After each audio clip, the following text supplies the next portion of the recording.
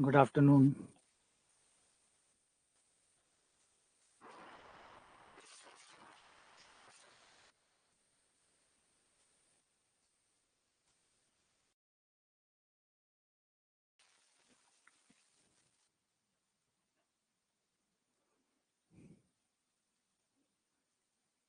Good afternoon, good afternoon, good afternoon, very good afternoon. Radhe Radhe.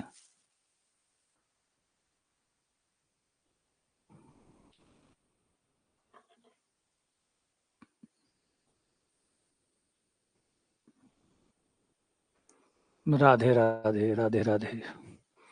तो हमने vector में कल अर्धशतक पूरा कर लिया था। वेक्टर में हमारे अब तक 50 क्वेश्चन हो चुके हैं और 50 से आगे बढ़ रहे हैं। Question number 51। क्वेश्चन नंबर 51, ध्यान से सुनिएगा, ध्यान से समझिएगा। क्वेश्चन ये कह रहा है कि त्रिभुज एबीसी के अंदर, एक त्रिभुज है एबीसी, उसके अंदर कोई बिंदु पी है, कोई बिंदु पी है। तो बताइए कि पी ए वेक्टर और प्लस सी पी वेक्टर का जोड़ इनमें से क्या होगा, इन चार ऑप्शन में से क्या होगा। P A plus C P का जोड़ कितना होगा। पी जो है वो अंदर का कोई बिंदु है, पी कोई बिंदु है, कहीं भी ले सकते हो। पी पी जो है वो कहीं भी ले सकते हो, पी कहीं भी ले सकते हो।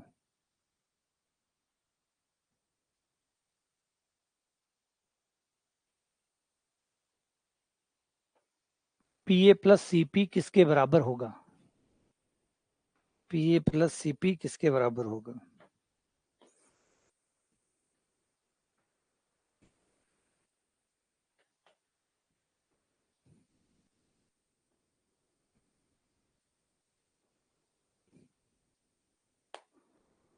दिमाग लगाओ। P A plus C P किसके बराबर होगा।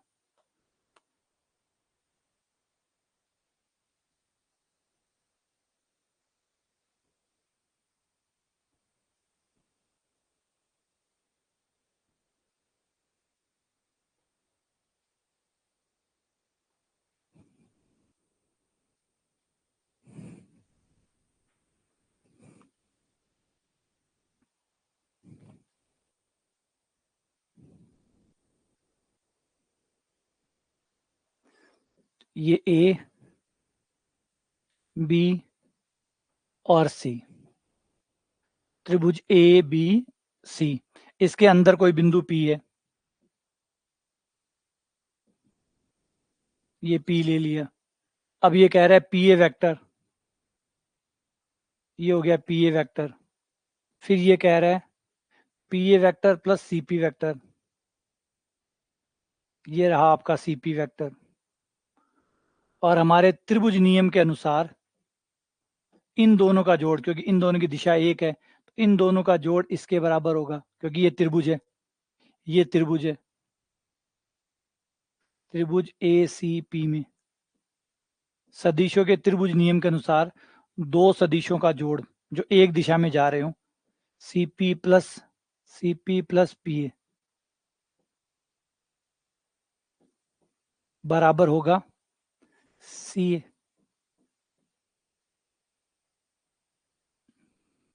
और हमारी त्रिभुज का, अगर त्रिभुज एबीसी में लगाएं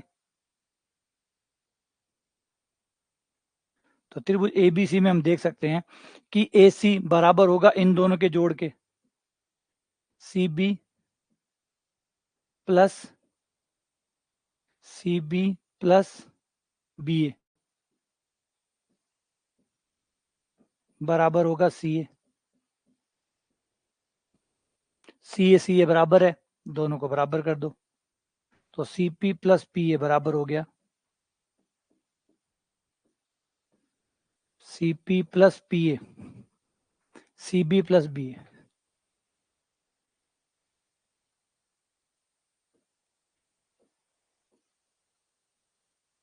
सी पी प्लस पी ए बराबर हो गया C B plus B A, C B plus B A. तो आपका आंसर आ गया डी।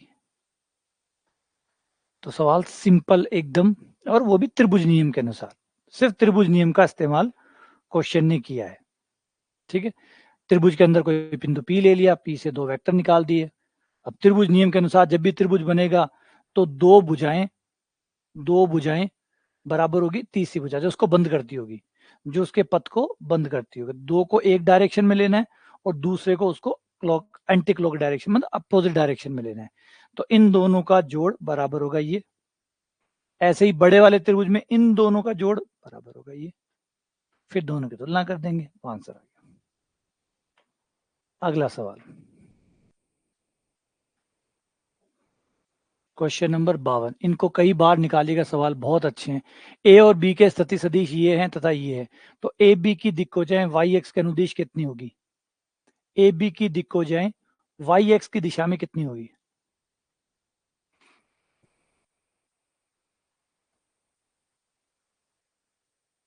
सिंपल सवाल है लेकिन बहुत अच्छे सवाल है।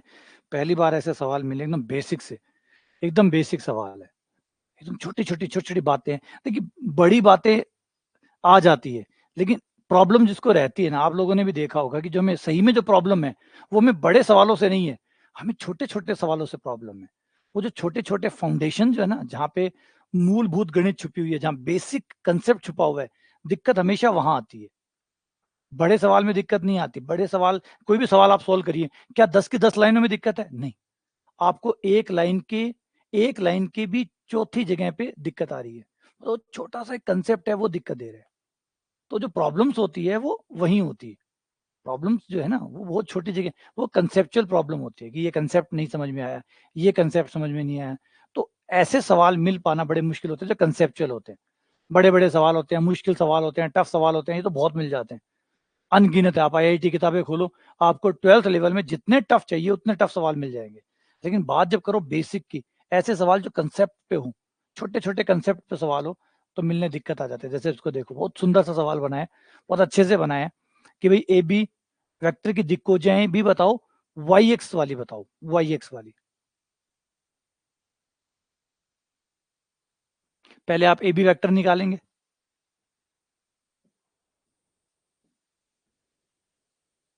ए B vector O B minus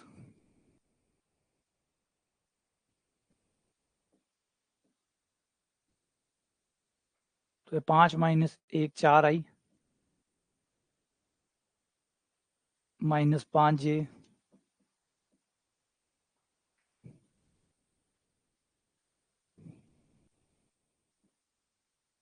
ग्यारह की। अब ए बी का एकांक सदिश निकाल लो, दिक्कोजाएं बन जाएगी।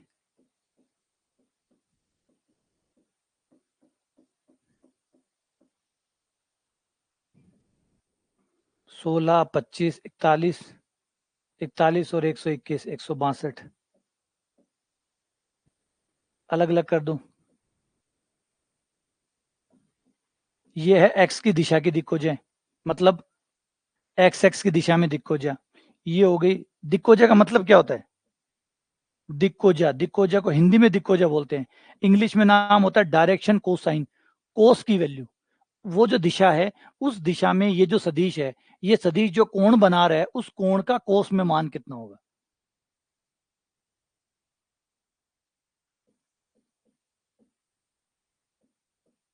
दिक्कोजा का मतलब क्या है कि ये जो वेक्टर है आपका, ये जो दिशा है, ये दिशा, कोई तो दिशा होगी,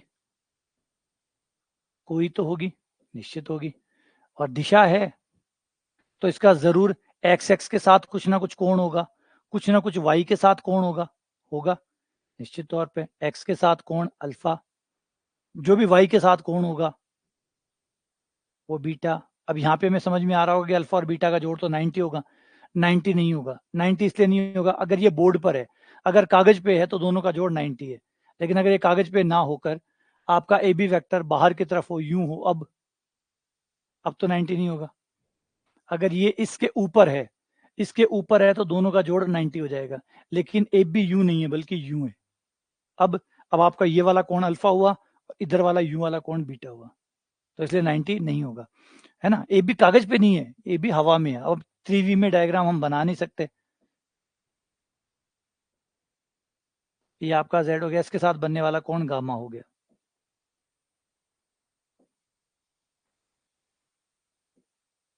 ठीक है ना, तो यूँ समझो कि ये डायरेक्शन है। अब ये मेरा हाथ है, ये मेरा हाथ, ये एक्स एक्स है, ये वाई एक्स है, ये एक्स एक्स, ये वाई एक्स, ये Z X, X Y Z, ये ए बी वैक्टर है। अब ये जो ए बी वैक्टर है, ये जो एक्स के साथ कौन बना रहा है, ये अल्फा है, ये जो वाई के साथ बना रहा है ये बीटा है, और ये जो जेड के साथ बना रहा है ये गामा है। तो अल्फा, बीटा, और जो जेड के साथ बना रहा है वो गामा। तो अल्फा बीटा गामा। ठीक है, अब ये जो अल्फा बीटा गामा कोण आए हैं, इन कोण का जो कोस में मान होता है वो दिक्कोजाएं कहलाता है, और ये है इनके कॉस के मान। ये हो गया एक्स एक्स के साथ जो कोण बना है उस कोण का कॉस में मान, कॉस अल्फा, ये कॉस बीटा, यानी वाई वाली दिक्कोजा। ये हो गई जेड वाली दिक्कोजा।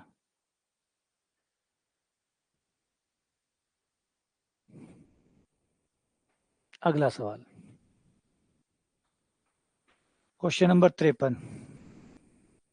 यदि ए बी सी के मध्य प्रत्येक कोण 60 डिग्री है, ए और बी के बीच में 60 है, बी और सी के बीच में 60 है, ए और सी के बीच में 60 डिग्री का कोण है, तो बताओ ए प्लस बी प्लस सी तीनों को जोड़कर परिमाण निकाला जाए तो कितना आएगा। तीनों सदिशों के जोड़ का परिमाण कितना होगा।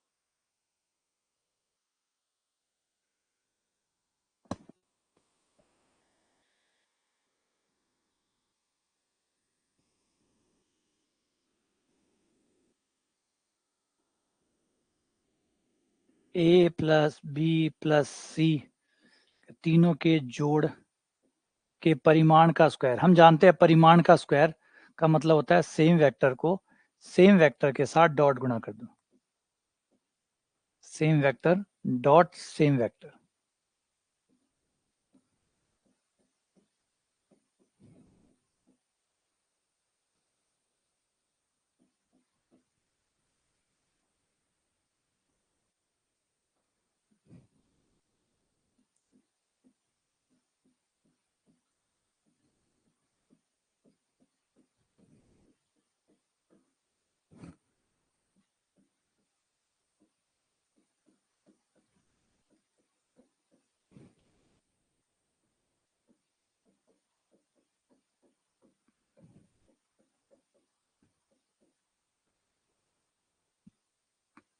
जी हो गया। ए के परिमाण का स्क्वायर, बी के परिमाण का स्क्वायर,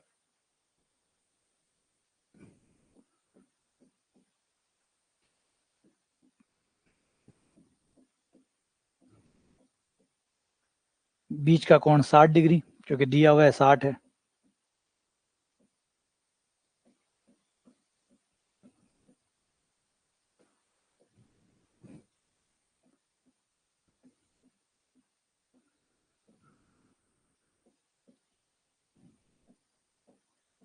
cos 60 मान रख दो। ए का परिमाण 4 है, 16 प्लस 2 प्लस 36 प्लस 4 दूनी 8, 8 दूनी 16, 16 और cos 60 का मान 1/2 प्लस 2 गुणा बी गुणा सी, बी गुणा सी हो गया 12, 12 दूनी 24 प्लस सी गुणा ए, 6 चौक 24, 48, 36, 20, 56, 56 और 8 64, 64 और 12 76, 76 और 24, ये हो गए 90, नहीं 100 हो गए ना पूरे। ठीक है, बढ़िया। तो ए प्लस बी प्लस सी,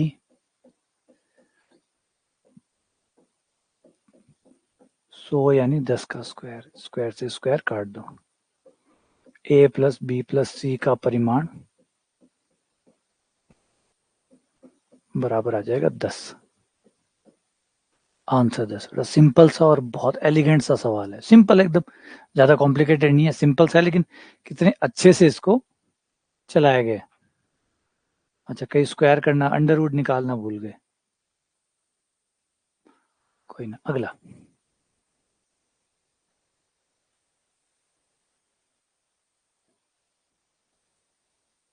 ये भी बहुत अच्छा सवाल है, बहुत बहुत बहुत अच्छा। सारे सवाल अच्छे लगे, ये बहुत सिंपल, एकदम सिंपल सवाल है, लेकिन सबके सब कंसेप्चुअल है, सबके सब कंसेप्चुअल है, मतलब यही है, ज्यादा लंबे ना हो लेकिन बात कंसेप्ट की हो, क्योंकि कंसेप्ट ठीक हो गए तो सवाल तो ठीक हो ही जाने हैं, सवाल ठीक हो गए तो कंसेप्ट ठीक हो जाएंगे इसकी गारंटी नहीं है, लेकिन कंसेप्ट ठीक हो गए तो सवाल ठीक हो जाएंगे, है ना। कई इसीलिए तो कई बार बहुत सारे बच्चे सवाल निकालते रहते हैं, सवाल तो हो जाते हैं, कंसेप्ट बनते ही नहीं है, और कंसेप्ट जिनके बढ़िया हो गए वो कम सवालों में भी काम चल जाएगा। अब ये क्वेश्चन देखो कितना अच्छा पूछा कि आपको वो सदिश बनाना है जो इसके तो लंबवत हो और इन दोनों के समतली हो, इन दो के लंबवत हो, इनके समतली हो, ऐसा कौन सा सदिश है। कैसे निकालोगे सदिश को, ऐसा सदिश कौन सा होता है, ऐसा होता है आपका सदिश त्रिगुणा, सदिश त्रिगुणा।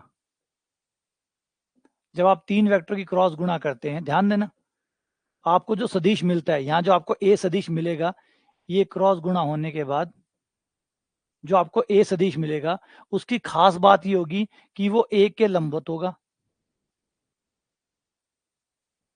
इसके वो लंबवत होगा, इन दोनों के समतलीय होगा,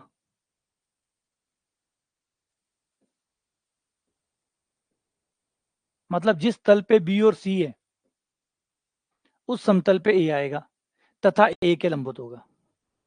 बी और सी को एक तल पे लेने पे जो तल बनेगा उस तल पे ही कैपिटल ए आएगा और ए के लंबवत होगा।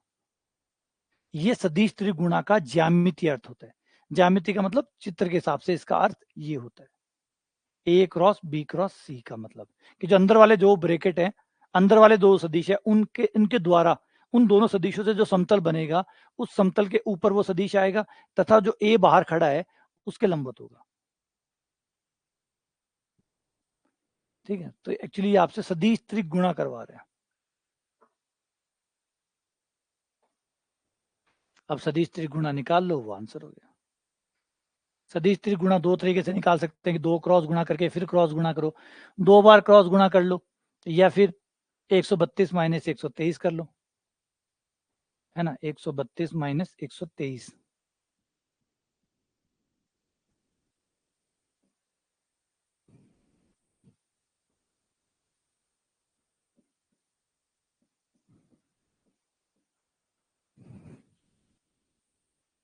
ए डॉट सी, ये रहा ए, ये रहा सी, 2 3 4 5, ये 5 आ गया। और बी वेक्टर है आपका 1 2 1। ए डॉट बी 2 2 4 5, ये भी 5 आ गया। सी वेक्टर है आपका 1 1 2, 5 में से 5 गया 0, 10 में से 5 गया 5, 5 में से 10 गया -5, 0 5 -5, ये आंसर आ गया।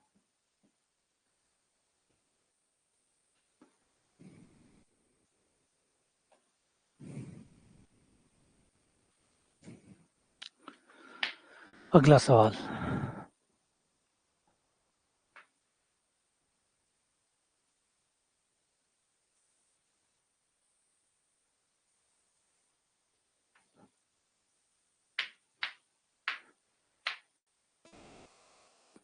ये कैसे होंगे?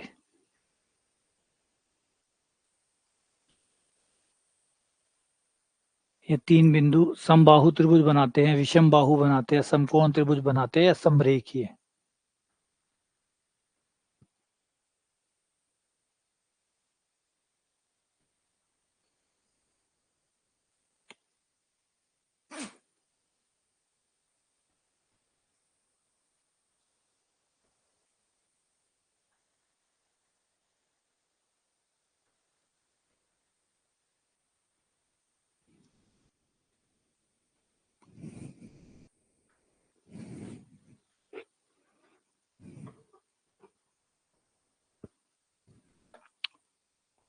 हाँ बिल्कुल, बाय ऑप्शन से कर सकते हैं। लेकिन वही बात है, मैं बार बार कहता रहता हूँ कि जुगाड़ आप हमेशा कर सकते हैं अगर सवाल पे लागू होता हो तो, लेकिन मेन तरीके से पीछे नहीं जा सकते आप। मेन तरीका आपको नहीं आए, ये नहीं हो सकता। अगर मान लो आपने आंसर निकाल दिया तो ये सवाल अभी भी खड़ा है। अगर आपने इसका सिर्फ आंसर मिलाया है, कैसे न कैसे जुगाड़ करके बाय ऑप्शन से आपने मिला दिया, तो इसका मतलब ये नहीं कि सवाल कर लिया आपने, सवाल नहीं किया आपने, उसे उत्तर मिलाया है। सवाल अभी भी बाकी है, और वो तब तक बाकी है जब तक आप उसके मेन तरीके से उसको सॉल्व नहीं कर लेते। क्योंकि ये तो मैंने हमेशा समझाता हूँ कि जो बाय ऑप्शन से करते हैं आप, ये कर सकते हैं, ये एज ए टूल है आपका, परीक्षा में काम में लीजिएगा, भरपूर काम में लीजिएगा जितना लग सकता हो। लेकिन मेन तरीका आपको आना चाहिए, क्योंकि ये कृपा है। ऑप्शंस वाली जो कृपा है वो सवाल बनाने वाले पे डिपेंड करता है कि वो ऑप्शन में जगह देता है या नहीं देता आपको।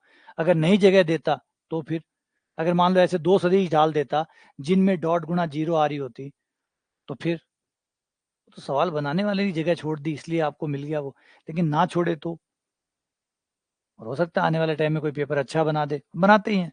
आईआईटी वाले सवाल उठा लो, उनमें कोई जुगाड़ नहीं है, उनमें वो जगह ही नहीं छोड़ते जुगाड़ करने की।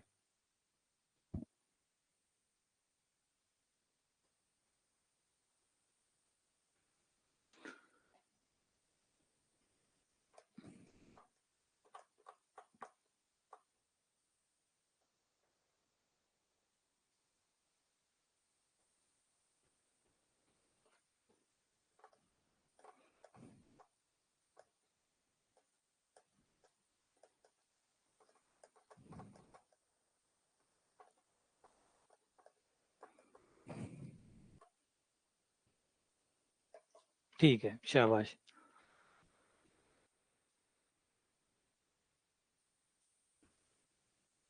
देखो, अगर आप इसमें देखो तो दूरियां तीनों बराबर आएंगी। स्थिति सदिश है मतलब निर्देशांक है, स्थिति सदिश है मतलब निर्देशांक है। एक है अल्फा बीटा गामा, दूसरा है आपका बीटा गामा अल्फा,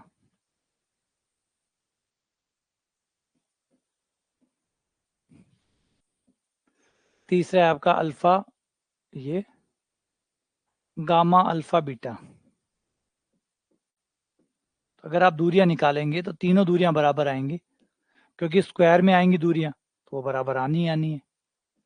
बस कोई कहाँ घट रहा होगा, कोई कहाँ घट रहा होगा, बस इतना ही फर्क है। जैसे ए बी निकालोगे, ए बी बराबर आ जाएगी alpha minus gamma.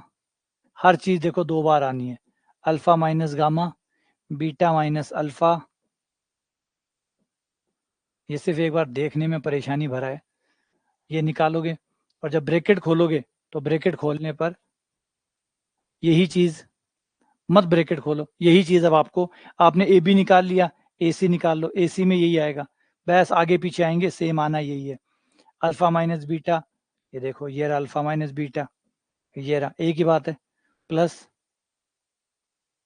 Beta minus gamma, ये रहा आपका बीटा माइनस गामा। अब आपको माइनस का अंतर है तो स्क्वायर लगा पड़ा है, माइनस का अंतर कर भी क्या लेगा। फिर गामा माइनस अल्फा, ये रहा गामा माइनस अल्फा फर्स्ट वाला, ये देखो फर्स्ट, ये रहा सेकंड, ये रहा थर्ड।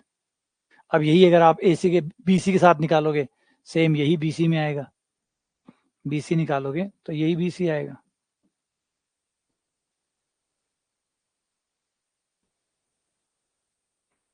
गामा माइनस बीटा का स्क्वायर।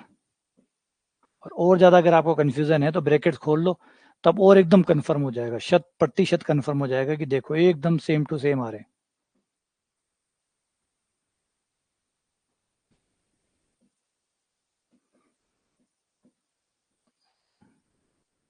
ब्रैकेट खोल के देख सकते हो, देखो alpha square plus gamma square minus 2 alpha gamma, beta square plus alpha square 2 beta alpha, gamma square beta square minus 2 beta gamma.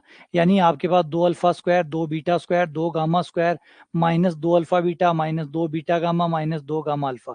यही तो आपको यहाँ नीचे मिलने वाला है, खोल लो, और यहीं पे आपको यही मिलने वाला है। तीनों में आपको सब कुछ एक सा ही मिलने, तो ए बी बराबर है बी सी बराबर है ए सी।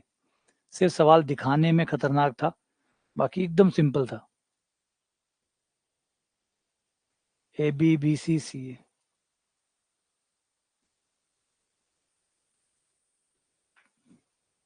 ठीक है, बढ़िया सवाल है, ये भी बहुत बढ़िया सवाल।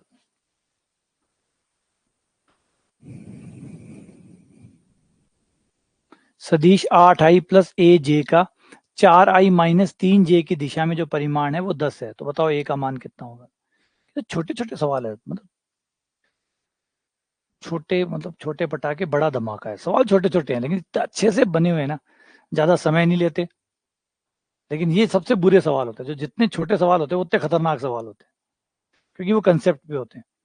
अब इसमें देखो कि क्या लगाओगे आप, कैसे इसको निकालोगे, सवाल छोटा सा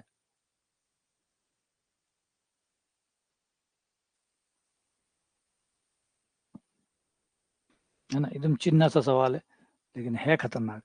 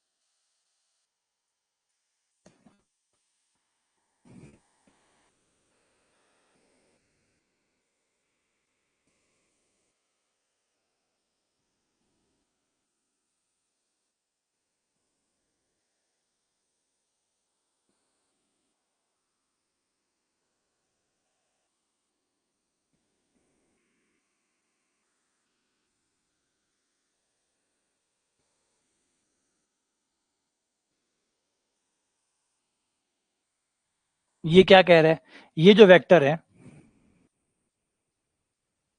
इस वेक्टर का नाम मैंने पी रख लिया, इस वेक्टर का नाम मैंने क्यू रख लिया। ये कह रहा है कि पी का क्यू की दिशा में जो मान है वो 10 है, और हम जानते हैं किसी भी सदिश का किसी और की दिशा में मान जो होता है वो कैसे निकलता है, प्रक्षेप के द्वारा, पी डॉट क्यू कैप, ये आ जाता है पी का क्यू की दिशा में मान, जो कि कितना बताया गया है। प्रक्षेप क्या होता है, यही तो प्रक्षेप होता है। प्रक्षेप किसे कहते हैं, प्रक्षेप का मतलब होता है ए सदिश का बी की दिशा में मान कितना है, ए का ए की दिशा में मान कितना है वो तो परिमाण निकाल लो।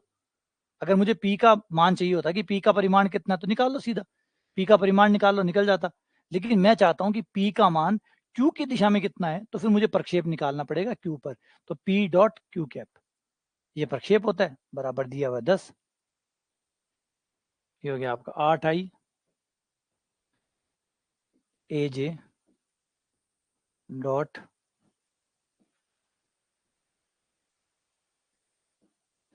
4i 3j बटा 5 बराबर 10। 32i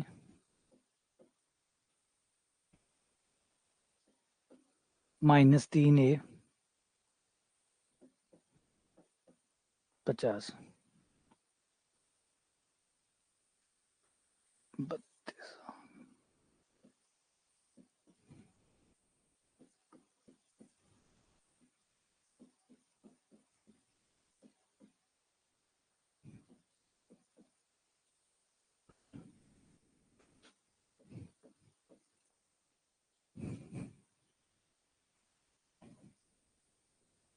ये आपका आंसर आएगा।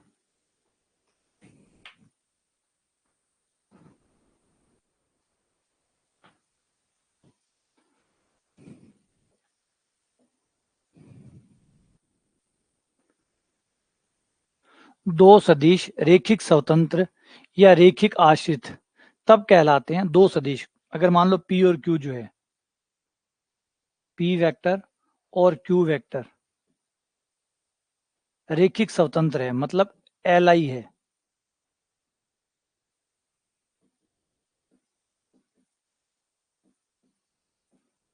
यदि मैं P को किसी लैम्डा 1 से गुणा करूं और Q को लैम्डा 2 से गुणा करूं और बराबर में 0 करूं, दो वेक्टर को, एक को लैम्डा 1 और एक को लैम्डा 2 से या एक्स वाई से गुणा करके जोड़ूं, बराबर में 0 रखूं और लैम्डा 1 और लैम्डा 2 का मान निकालूं।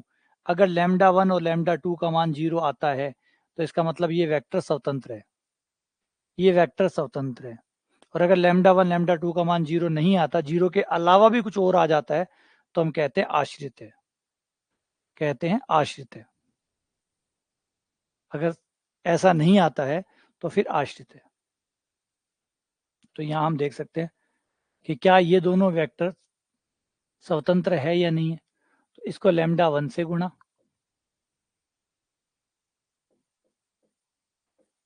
उसको लैम्डा 2 से गुणा,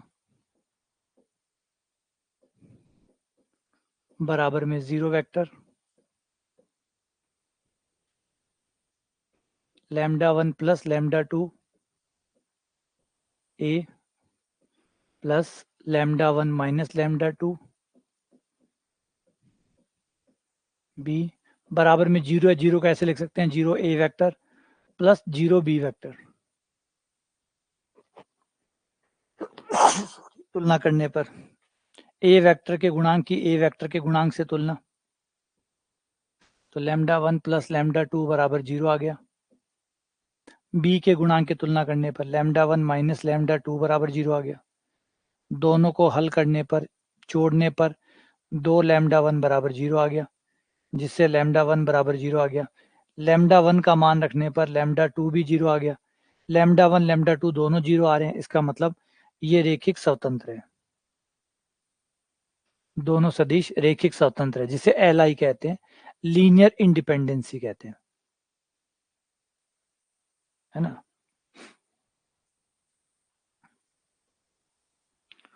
अगला सवाल,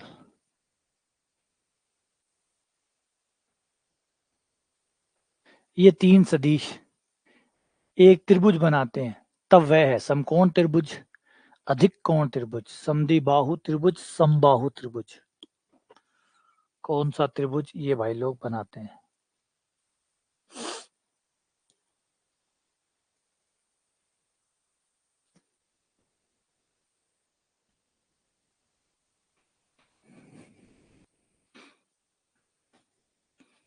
ये तीनों सदिश, मतलब ये भुजाओं के सदिश है, तीनों भुजाएं होगी ना, ये तीनों भुजाओं के सदिश कौन सा त्रिभुज बनाते हैं।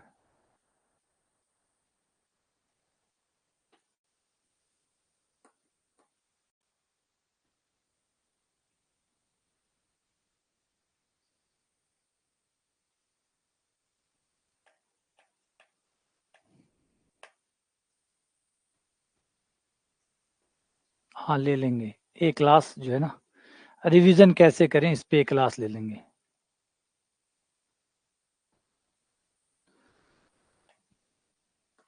आप लोग बताओ कौन कौन सी क्लास आपको चाहिए, और टॉपिक बता दो मुझे, उस टॉपिक पे मैं एक एक लाइव क्लास, जो भी आपको शंकाएं हैं, जो भी आप जिस चीज़ पे आप क्लास एक्स्ट्रा क्लास लेना चाहते हैं वो मुझे बता दो, मैं उसकी एक्स्ट्रा क्लास अलग से उसके लिए टाइमिंग सेट कर दूंगा,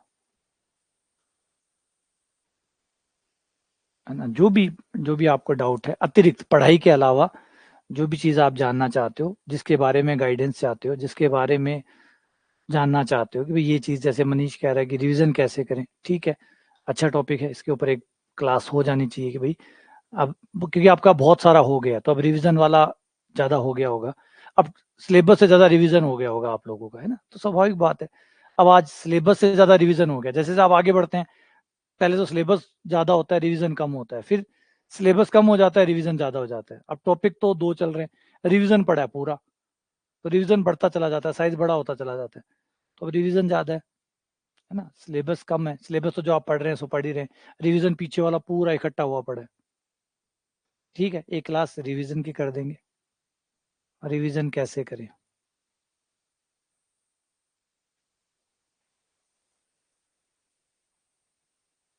हाँ वो सब ठीक है, कोई नहीं, सही तरीके से पढ़ोगे तो नहीं रहेगी दिक्कत, रिवीजन को सही तरीके से रिवीजन करोगे ना तो दिक्कत नहीं रहेगी, क्लास लगा लेते हैं, कैसे आपको सही से पढ़ना है, कैसे रिवीजन करना चाहिए, उस तरीके से करो तो दिक्कत नहीं आएगी।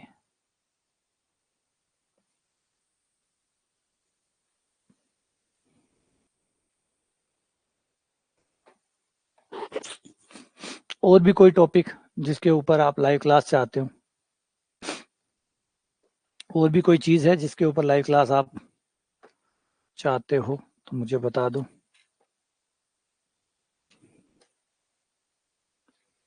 मैं पॉइंट नोट कर लेता हूँ।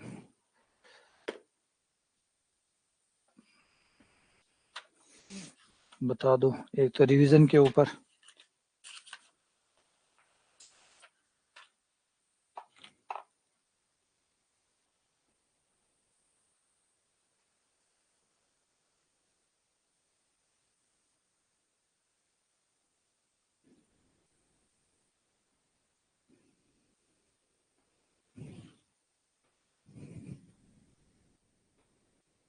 अच्छा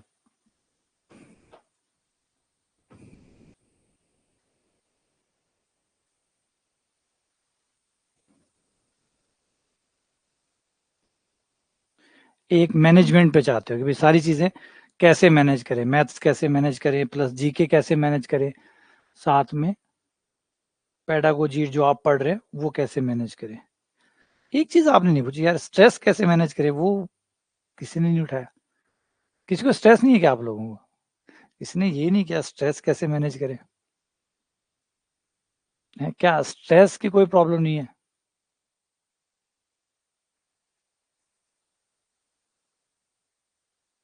नहीं, किसी को स्ट्रेस की प्रॉब्लम नहीं है, आप मुझे किसी ने नहीं पूछा।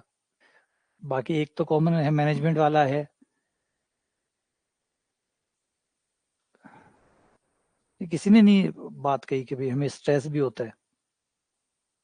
एक डीएसएसबी के ऊपर, डीएसएसबी पे तो यार पूरी सीरीज ही चलानी पड़ेगी, क्योंकि डीएसएसबी के अभी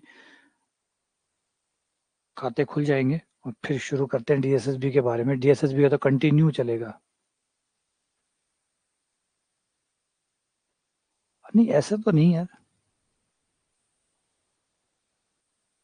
हाँ नहीं स्ट्रेस तो होता ही है, स्ट्रेस तो कहीं, स्ट्रेस हमें तो नहीं होता, लेकिन हमारे आसपास का माहौल ऐसा है कि उन लोगों ने हमें बस एक सफलता का, मतलब सफलता मतलब क्या बताएं इसको, कहाँ से शुरू करें, कि आप कहीं चले जाइए, किसी शादी प्रोग्राम में चले जाइए, आप कहीं चले जाइए, पता नहीं क्यों अब हम इन्हीं चीज़ों के ऊपर अपने आप को नापने लग गए, इसी चीज़ों पे अपने आप को तोलने लग गए। बेटा क्या कर रहे हो, अब बेटा क्या कर रहे हो, अब आगे क्या कर रहे हो, मतलब यही यही चीज़ें के ऊपर है ना जो हमारी, अब वो सही में वो गंभीर है हमारे फ्यूचर को लेकर, या सिर्फ बस वो जानना चाहते हैं, भगवान जाने उनका क्या मकसद है। लेकिन पहला सवाल यही होता है, खासकर जब आप इस एज में है, जिस एज में अभी आप है, इस एज में यही सवाल पूछे जाते हैं। आप किसी शादी में चले जाओ, खाना हराम करके रखा हुआ है, एक ही सवाल पूछते हैं, बेटा क्या कर रहे हो, बेटा आप क्या कर रहे हो। अब बेटा भी तो साल भर से 2 साल से कोई तैयारी कोई एक दिन में तो होती नहीं है, 2 साल भी लगते, 3 साल भी लगते, 4 साल। अरे चलो छोड़ो, तैयारी छोड़ो, अगर आपका सिलेक्शन भी हो जाता है तो भी 2-3 साल तो ऐसे निकल जाते हैं। अगर चुनाव नहीं हो, अगर चुनाव की गाज ना गिर रही हो, तो शायद भर्ती प्रक्रिया एग्जाम अच्छे से हो भी गया तो भी कोई फायदा नहीं है। एग्जाम अच्छे से होने के बाद में रिजल्ट आने में टाइम लगेगा, कोर्ट में जाके अटकेगा, फिर वेरिफिकेशन उस सब में लग लगा के नौकरी लगेगा, तो 2-3 साल तो ऐसे ही हो जाते हैं। लेकिन वो एक ही सवाल फिर से, बेटा क्या कर रहे हो, बेटा क्या कर रहे हो। तो बेटा 3 साल तो कम से कम हो ही जाता है, बेटे को 3-4 साल तो कैसे न कैसे हो ही जाते हैं, कुछ भी कर ले वो। ये तो छोटा एग्जाम है ना। अगर आप RAS की तैयारी करो तो 5-5 साल 6-6 साल गाड़ियां लटकी रहती है, RAS में तो लटकी रहती है ऐसे। तो फिर, लेकिन फिर उनको तो वही है, बस वही वो जख्म ही कुरेदना है, बेटा क्या कर रहे हो, बेटा क्या कर रहे हो। तो बेटा वही कर रहा है जो पिछले साल कर रहा था, और बेटा वही कर रहा है जो उससे पिछले साल कर रहा था।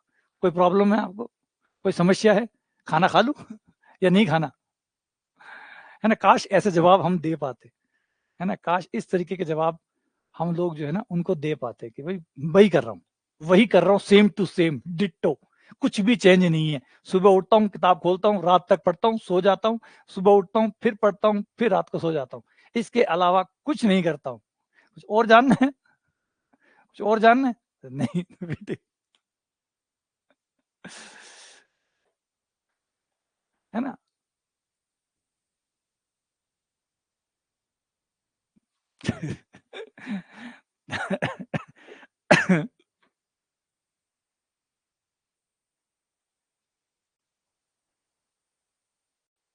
6i-2j+3 के, ये दूसरा, ये आपकी पहली भुजा होगी, ये दूसरी भुजा, ये तीसरी भुजा।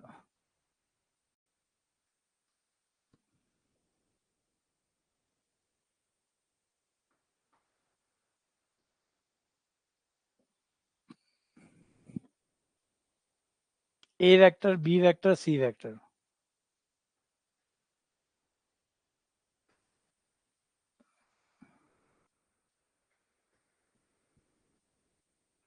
ये ट्रायंगल नहीं बना रहे हैं, टेक कर लो, दूरियां निकालो, लंबाइयां निकाल लो। अगर त्रिभुज बना रहे हैं तो दो भुजाओं का जोड़, दो भुजाओं की लंबाई का जोड़ तीसरी भुजा से बड़ा होना चाहिए।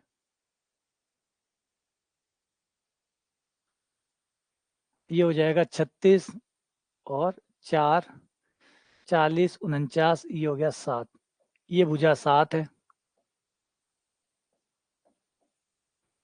ये हो जाएगा 3, ये भी 7 है, ये भी 7 है। बना तो रहे हैं यार, बना तो रहे हैं। तो दो भुजाओं का जोड़ तीसरी भुजा से बड़ा है, दो लंबाइयों का जोड़ तीसरी लंबाई से बड़ा है, तो त्रिभुज बन रहा है। 7-7 14, 14 7 से बड़ा है, कोई भी दो को जोड़ो, तीसरे से बड़ा है, और लंबाइयां भी बराबर है, तो समकोण त्रिभुज भी है, समबाहु त्रिभुज, सॉरी समबाहु त्रिभुज भी है। और यहाँ पे अगर हम डॉट गुणा करके देखें,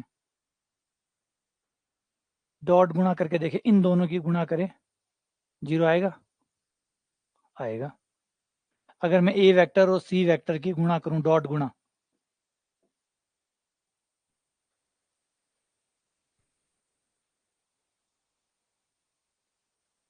ये हो गया 6, 18, -12, -6, ये 0। ए और सी लंबवत है, ए और सी लंबवत है, ए और बी भी है क्या, नहीं ए और बी लंबवत नहीं है, ए और सी लंबवत नहीं, ना भाई, ये तो समकोण त्रिभुज कैसे हो सकता है। अगर समकोण त्रिभुज हो सकता है तो तीनों समबाहु भी हो सकता है, समकोण भी हो सकता है, दोनों तो नहीं हो सकता। इसका मतलब है कि क्वेश्चन देने वाले ने गलत दे दिया, क्योंकि समकोण और समबाहु त्रिभुज दोनों एक साथ नहीं हो सकते। समबाहु त्रिभुज का प्रत्येक कोण 60 का होता है, समबाहु त्रिभुज का प्रत्येक कोण 60 का होता है, और समकोण त्रिभुज का प्रत्येक कोण, समकोण का एक कोण तो 60 होता ही है, ये 60, ये 90 का है, इसमें 90 है, इसमें सारे 60 है, तो ये तो नहीं हो सकता। इसका मतलब ये शायद स्थिति सदिश है, या तो ये स्थिति सदिश है, ये रेखा सदिश ना होके स्थिति सदिश है।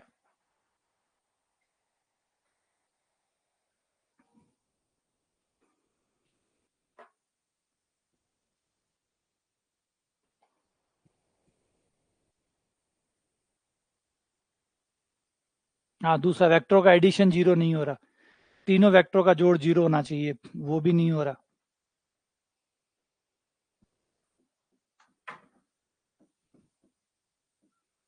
तो इसका मतलब सवाल में ही गलती है।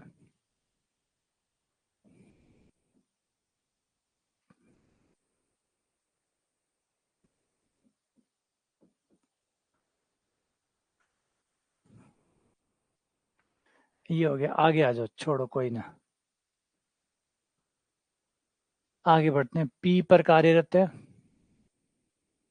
वो तो मैं भूल जाऊं यार, पाँच, वो आघूर्ण और भूल जाऊं, ये आघूर्ण याद नहीं रहता, कौन किस में से घटाया जाता है। आघूर्ण तो ये होता है आर क्रॉस एफ,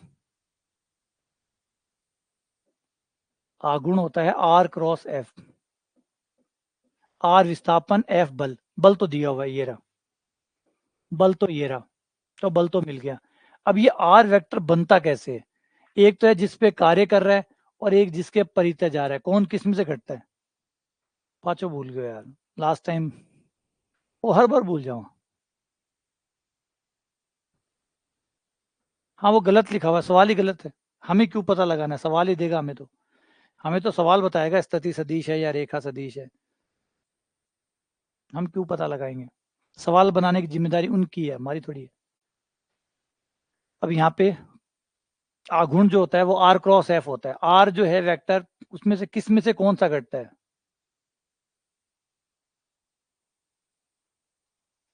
नहीं, क्या था यार वो, हमने पिछली बार फॉर्मूला बनाया भी था, लेकिन फिर से वो भूल गया, क्या था उसमें, आर सापेक्ष में से कार्यरत घटता है या कार्यरत में से सापेक्ष घटता है, कौन किस में से घटता है, क्या बनाया था। अब यही है, ये थोड़ा दिन ही टिक है, और एक्चुअली टिक्के ही खातर है कि ये यदा कदा 12 महीना में एक बार आवे, अभी 12 महीना में एक बार आवे।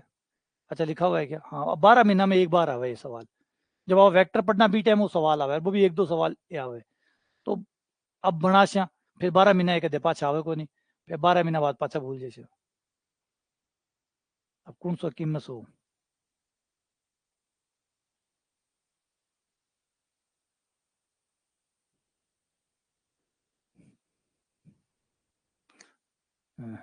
हमको यहाँ को नहीं है यार।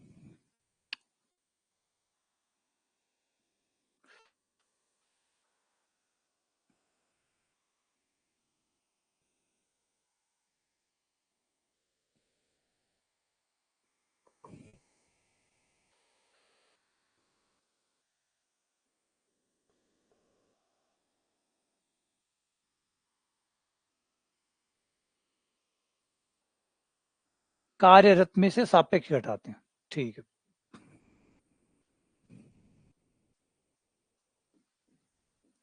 जिस बिंदु पे कार्यरत है,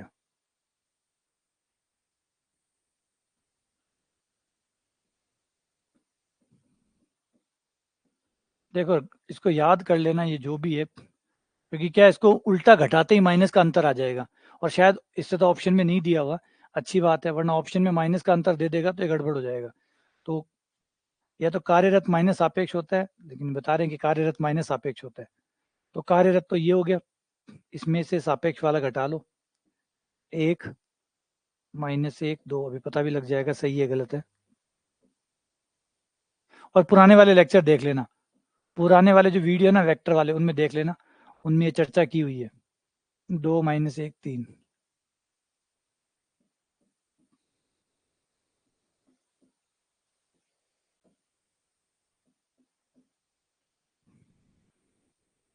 माइनस एक, जीरो, माइनस एक,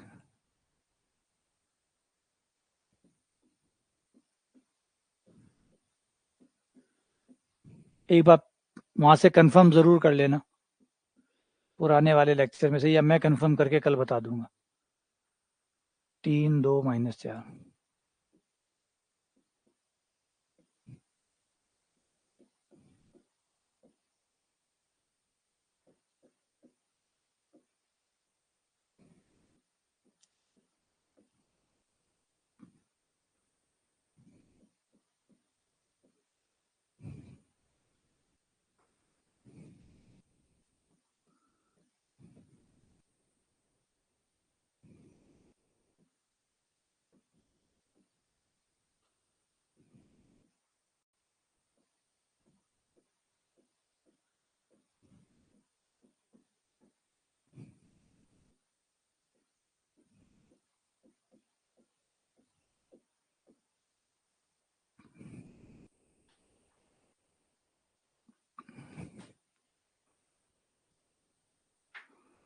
49 और 53 57।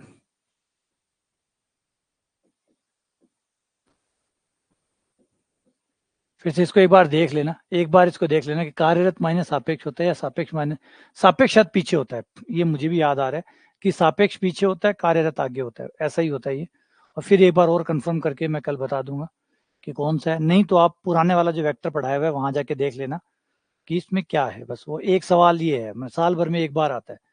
अब आप कुछ भी याद कर लो, कोई भी आप तरीका बना लो, लिख के रख लोगे तो बात ठीक है, लिख के नहीं रखोगे तो कुछ भी याद कर लो, साल भर बाद में रिवाइज करोगे, या मान लो 2 3 महीने में भी रिवाइज कर रहे हो तो भूल ही जाते हैं कि कौन कौन से आगे था, कौन कार्यरत आगे था, सापेक्ष आगे था। ये कंफ्यूजन बनी रहती है। बस पेपर में जाने से पहले जरूर पढ़ जाओ, लिखा हुआ रहेगा तो।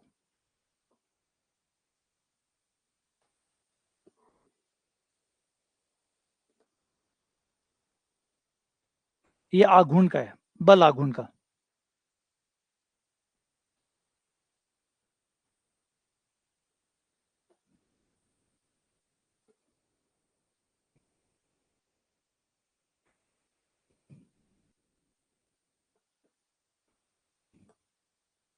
ए का मान ज्ञात करना है। ए बी सी के स्थिति सदिश ये दिए गए हैं। एक समकोण त्रिभुज के शीर्ष से सी पे कोण 90 डिग्री बन रहा है, तो बताओ ए का मान क्या होगा।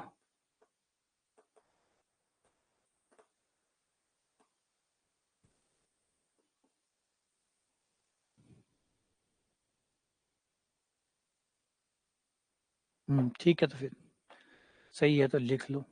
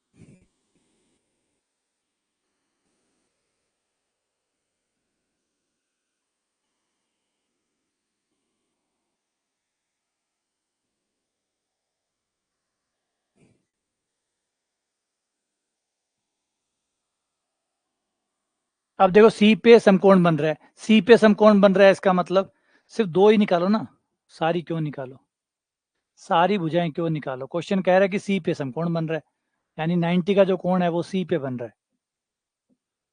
बस ये दो वेक्टर निकाल लो, एक तो सी ए वैक्टर, एक सी बी वैक्टर। सी ए और सी बी की डॉट गुणा 0 होगी। सी ए डॉट सी बी बराबर 0। समकोण बन रहा है ना, मतलब दोनों की डॉट गुणा 0 है, तो सी ए निकाल लो। सी ए, इनको घटाओगे तो a - 2 कॉमा -2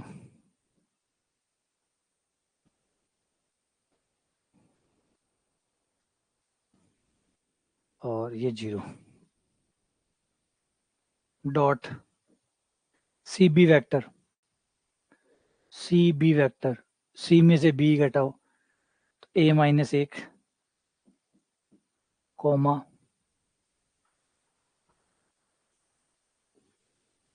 0 कॉमा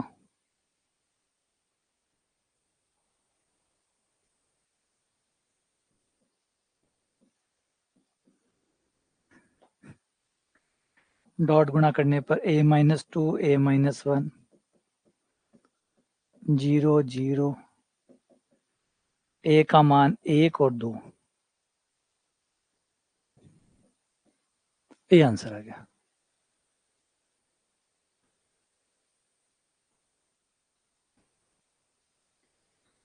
ठीक है, आ गया समझ में? आ गया। अगला सवाल।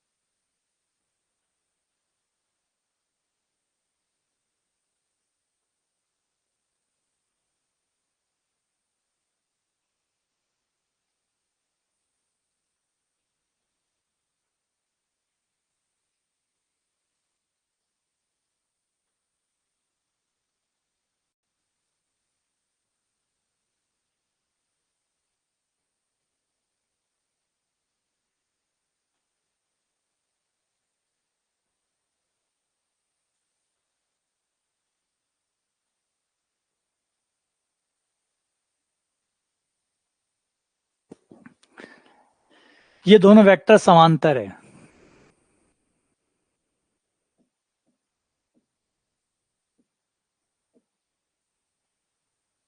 तो value of X and Y, X और वाई का मान कितना होगा? एक्स और वाई का मान कितना होगा?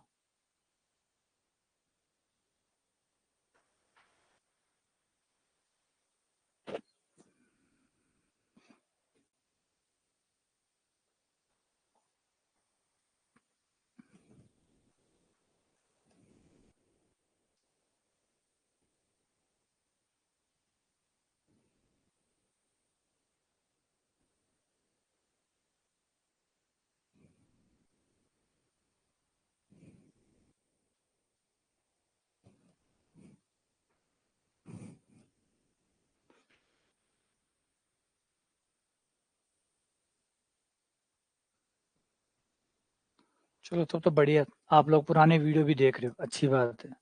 देखिए, जरूर देखिए,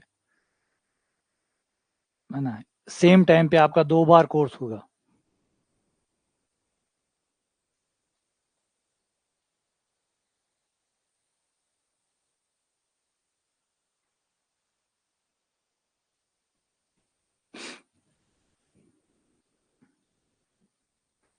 समांतर होने की शर्त होती है A1/A2 बराबर B1/B2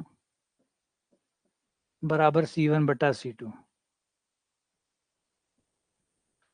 A1/A2 यानी 3/6, B1/B2 यानी 2/-4x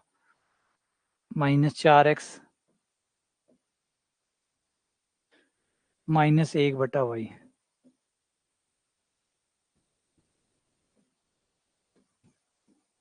1/2, 1/-2x, तुलना कर लो पहले दो अनुपात की, 1/2 -2x बराबर 2, x बराबर -1। फिर पहला और तीसरा ले लो, फर्स्ट और थर्ड, 1/2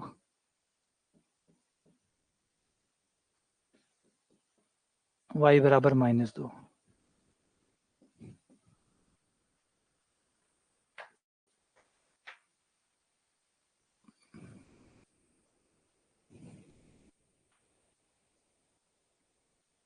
ये दो सदिश समांतर है या नहीं है? ये वेक्टर और ये वेक्टर समांतर है या नहीं?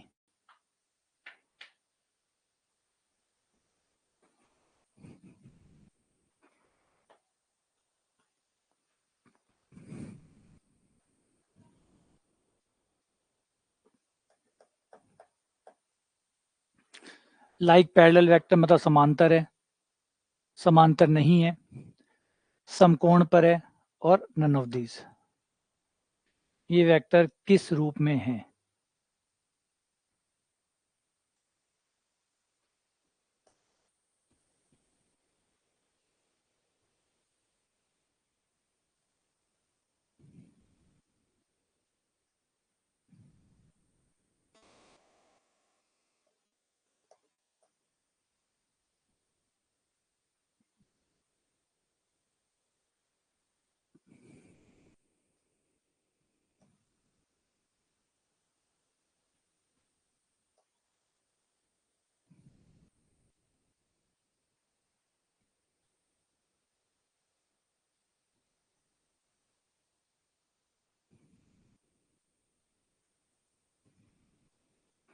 ये क्वेश्चन यार ठीक से नहीं लिखा हुआ, समझ में नहीं आ रहा। ये ठीक से नहीं लिखा हुआ। बराबर का चिन्ह क्यों लगाया? बराबर का चिन्ह लगाया तो ये तो एक सी सदिश हो गया, एक टू सी सदिश हो गया, और सी और टू सी तो समांतर होने ही होने, है ना? तो ये तो समांतर होने। अब यहाँ पे बराबर का चिन्ह लगाया हुआ, बराबर का चिन्ह लगाया हुआ तो मतलब है तो ये सी सदिश ही ना। बराबर में क्या है, इससे क्या फर्क पड़ता है? बराबर में सी है, इसका मतलब ये सी सदिश है, ये सी सदिश है, ये टू सी सदिश है, और सी सदिश और टू सी सदिश समांतर होने ही होने। पता नहीं ये थोड़ा सा हमारे दिमाग के साथ खेल रहा है या क्या कर रहा है। तो इस क्वेश्चन में तो मतलब यही निकला कि ये सदिश वो सदिश सी है, वो सदिश टू सी है, तो सी और टू सी तो समांतर होंगे होंगे।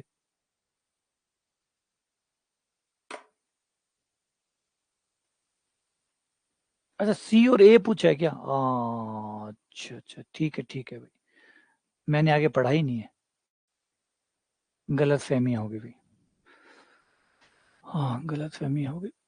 सी और ए क्या है?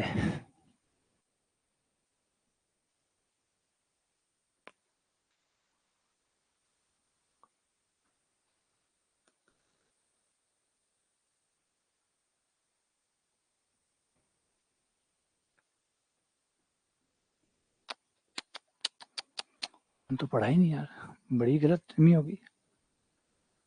सी और ए वेक्टर है, हाँ गलती हो गई। मैंने सोचा कि इन दोनों वेक्टर है, तभी मैं सोच रहा हूँ कि यार ये क्या पूछे, एक सी वेक्टर एक टू सी वेक्टर क्या है, तो ये तो सीधी बात है, समांतर है। लेकिन सवाल तो आगे है, सवाल तो आगे है।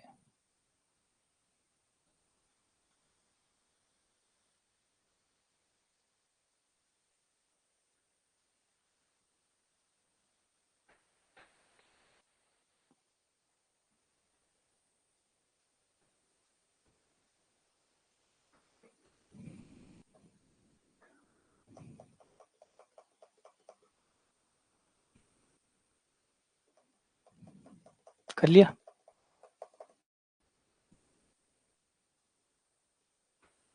आ जाओ, देखो हम पहले सी वेक्टर को निकालते हैं, या यहां से सी का मान यहां रख दो, ए वेक्टर आ जाएगा। सी का मान मैं अगर यहां रख दूं, सी का मान हो गया 2 A vector minus 3 B vector बराबर 3 A vector plus 4 B vector. Bracket खोल के हर करने पर 4 ए में से एक ए गया, एक ए वेक्टर आ गया, 6 बी और 10, ये 10 बी हो गया, तो ए बराबर 10 बी आ गया, ए बराबर 10 बी आ गया। अब यहाँ पे ए का मान यहाँ रख के सी निकाल लो, सी वेक्टर बराबर आ गया, ए का मान 10 बी रखते, 10 दूनी 20,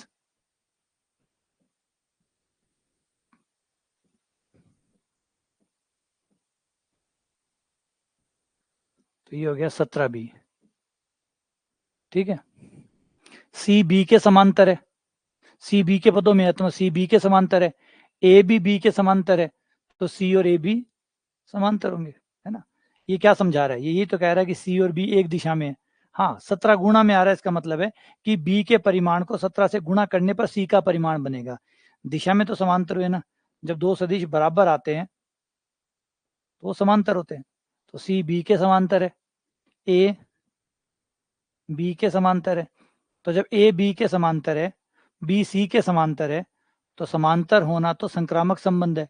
इसका मतलब सी समांतर है ए के, सी और ए समांतर है। एक ऐसे कर सकते हो, एक है क्रॉस गुणा करके देख लो। क्रॉस गुणा क्या आती है, सी की और ए की क्रॉस गुणा करते हैं। सी का मान कितना है 17b, ए का मान कितना है 10b, बी से बी क्रॉस करेगा तो 0 आएगा। क्रॉस गुणा 0 आई है, इसका मतलब सी और ए समांतर सदिश है।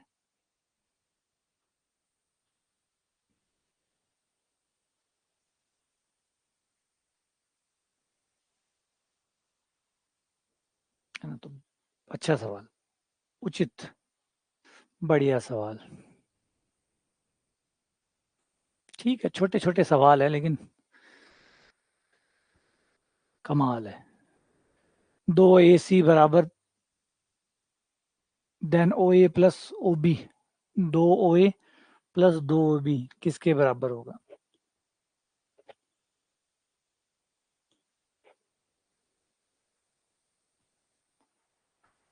अरे यार, ओ की चर्चा तो कर देता।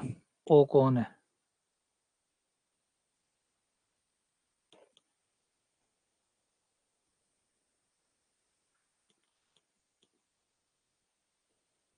ठीक है चलो, नहीं की तो कोई बात नहीं।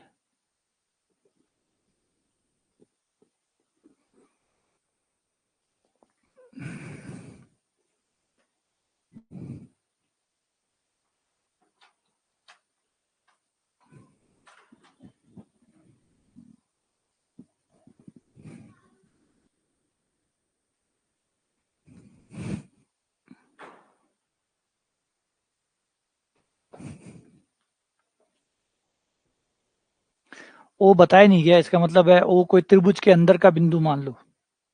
ओ जो है वो त्रिभुज के अंदर कोई बिंदु मान लो।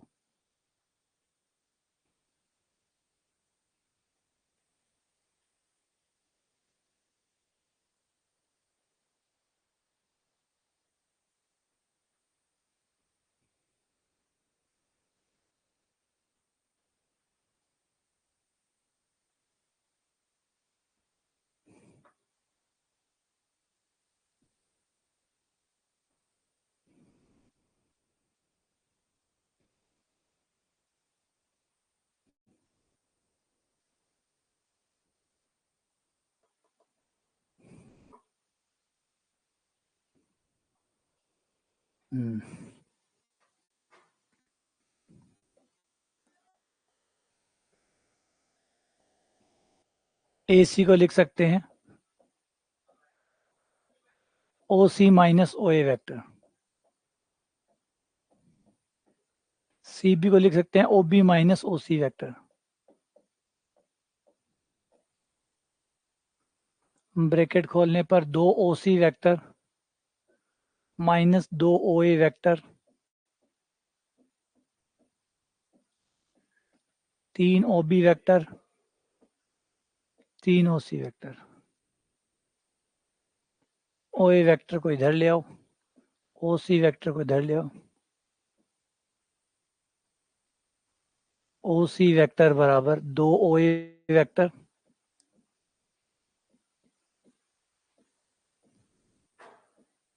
अरे वो है भाई 5OC वैक्टर। कितना प्यारा सवाल है ये तो, कितना सिंपल सवाल था। हम बिना मतलब में सोच रहे थे। बड़े सिंपल सिंपल सवाल है लेकिन बड़े सुंदर सवाल है, शानदार सवाल है। परेशान भी करते हैं और चुटकियों में सॉल्व भी हो जाते हैं, है ना। चुटकियों में सॉल्व भी हो जाते हैं और परेशान, ऐसा लगता है कि पता नहीं क्या होगा, क्या निकलेगा इनमें से। कुछ नहीं निकलेगा, थोड़ा सा हल करेंगे, थोड़ा सा बेसिक लगाएंगे, बेसिक, ज़्यादा बड़ा चौड़ा नहीं, डॉट गुणा क्रॉस गुणा, ये वाली गुणा करो और वो वाली गुणा करो, ये नहीं है, सीधे सीधे एकदम। लेकिन दिमाग को घुमाने वाले सवाल हैं। उत्तम, अति उत्तम, बढ़िया।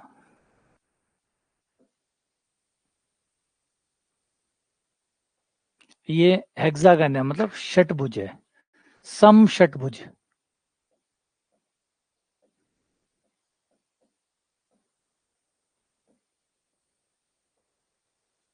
छह भुजाओं वाला है। ओ ए बी बराबर ए है, बी सी बराबर बी है, सी डी बराबर सी है, ए ई कितना होगा?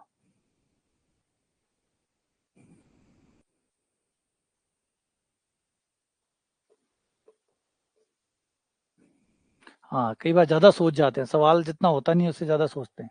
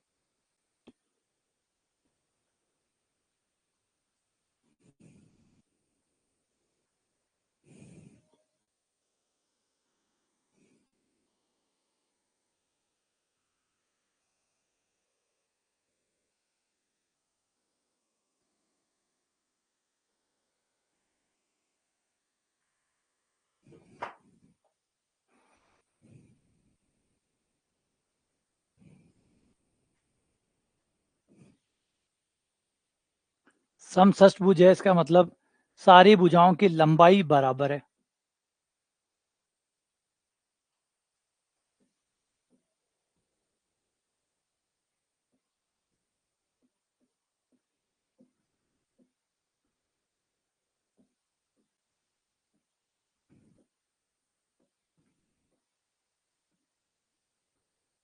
ए बी बराबर ए वेक्टर दिया है,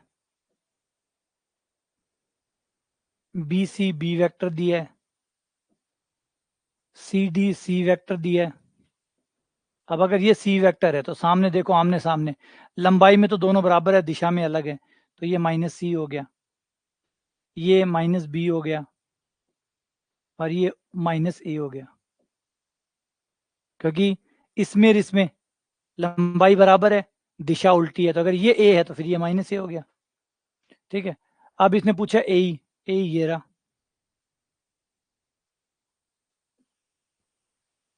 और हम जानते हैं कि इन सब का जोड़ ए के बराबर होगा। ए ई बराबर होगा बाकी भुजाओं का जोड़, A B plus B C plus C D plus D E. A vector plus B vector plus C vector minus A vector, ये कट गया, बी प्लस सी आ गया, ये आपका आंसर आ गया।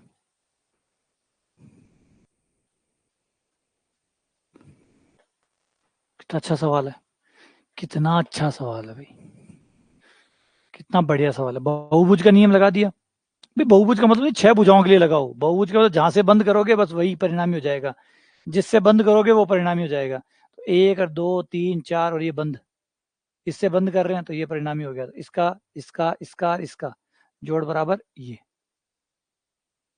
जो भुजा बंद करती है वही परिणामी होती है। सही है। अब एक लास्ट कर लो।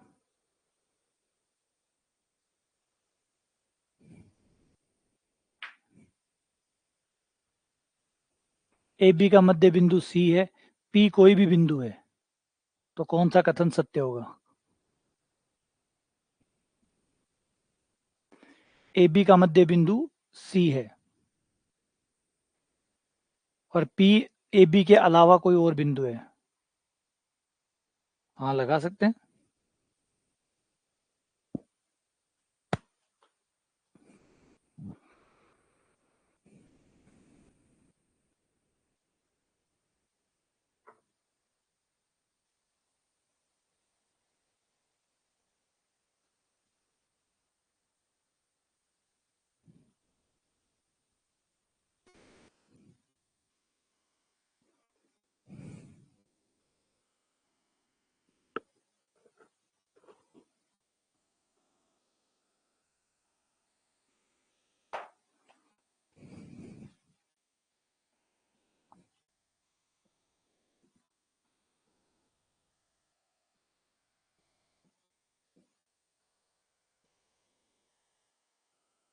सी मध्य बिंदु है,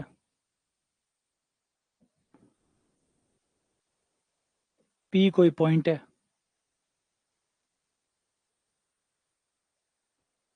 ठीक है।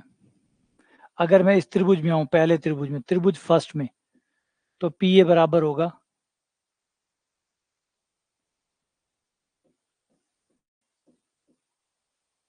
इन दोनों का जोड़, पी ए बराबर होगा A C plus C P, P A बराबर होगा A C plus C P. P B निकालूं दूसरे त्रिभुज से, पी बी बराबर होगा